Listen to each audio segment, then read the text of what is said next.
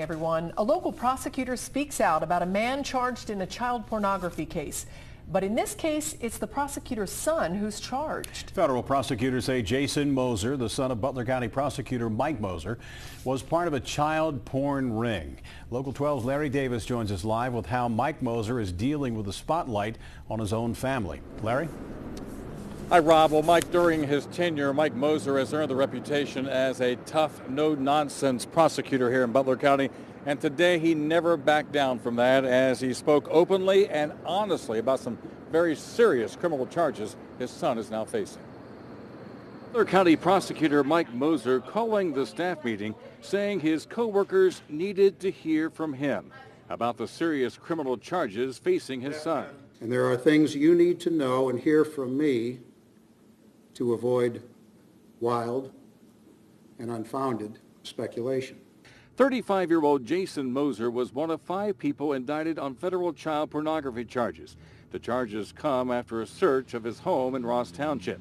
The indictment says more than one victim was involved and engaged in sexually explicit conduct. Federal prosecutors say the alleged crimes occurred over a 2-year period. I want to express my deepest sympathy and concern for anyone affected by the alleged conduct of my son and others. Gmoser says Jason was adopted at the age of 7 months.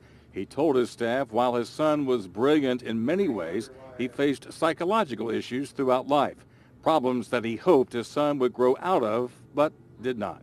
You have always been my base.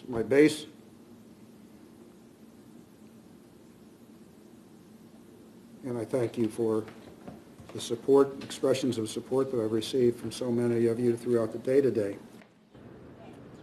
And Rob, it was a tough time for Mike Gmoser today, facing his staff and explaining to everyone involved what was going on here. He says there was a case a few years ago where his son had what he called a psychotic episode where he thought that he had touched a young child.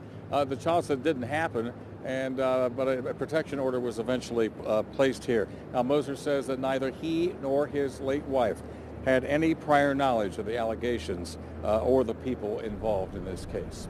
Live in Hamilton, Larry Davis, Local 12 News. Rob, back to you.